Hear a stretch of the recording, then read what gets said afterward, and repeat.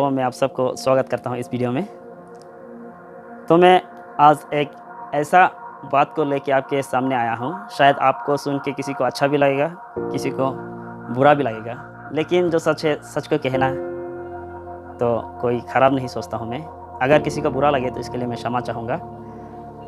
मैं पिछले दिन एक मुस्लिम व्यक्ति से पूछा है कि ईश्वर कहाँ है, तो उसने मुझे जवाब दिया कि ईश्वर हमारे हृदय में है, हृदय में रहता है। उसी तरह मैं एक क्रिश्चियन से भी पूछा ईश्वर कहाँ है, तो उसने भी कहा ईश्वर जो है एक्चुअली हमारे साथ है, हमारे हृदय में है। तो उसी तरह मैं एक हिंदू व्यक्ति से भी पूछा तो उसने भी एक ही जवाब दिया, ईश्वर हमारे साथ रहता है, हमारे हृदय में रहता है। तो मैं एक मीटिंग में गया हुआ था, तो उसमें एक व्यक्ति उसमें मिसिंग था। बहुत सारे लोग थे, उनके बीच में मतलब कोई कपल आए हुए थे, तो उनमें से उसका कोई बच्चा या कोई थे, तो वो व्यक्ति जाके माइक में अनाउंस करने दिया, उसका नाम को पुकारा कि वो व्यक्ति कहाँ है, जल्दी से जल्दी आ जाए। तो वो पुकारा कि क्योंकि उसमें वो गायब था, मिसिंग था, वो कहीं देख नहीं रहे थे, तो इसलिए उसका नाम उसमें माइक में जाके चिल्लाया, पुकारा। तो इस तरह से जब हम देखते हैं मस्जिद में जो आज़ान देता है माइक लगा के, क्या वो अल्लाह भी गायब है?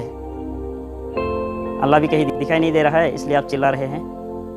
जब मैं पहले पूछा उस व्यक्ति से कि अल्लाह हृदय में है, उसका ईश्वर हृदय में है, तो माइक से पुकारने का क्या अर्थ रहा? वो तो आप खुद से प्रूव कर रहे हैं कि अल्लाह मिसिंग है, अल्लाह कहीं खो गया, मिल नहीं रहा है। वो अपने आप लोग खुद कह रहे हैं माइक से पुकार के कि अल्लाह मिसिंग है, अल्लाह कहीं मिल नहीं रहा है। मेरा कहने का ये है, अगर ईश्वर हृदय में है तो ये माइक सिस्टम को बंद करने से ठीक है। मैं नहीं कहता हूँ आज़ान मत दो, आज़ान को मैं नहीं कह रहा हूँ, लेकिन ये जो माइक सिस्टम यूज़ करता है उसका बारे में कह रहा हूँ। अगर ईश्वर हृदय में है तो माइक का कोई ज़रूरी नहीं है। अगर सच का ईश्वर मिसिंग है, कहीं दिखाई नहीं दे रहा है, तब तो माइक का ज़रूरी है।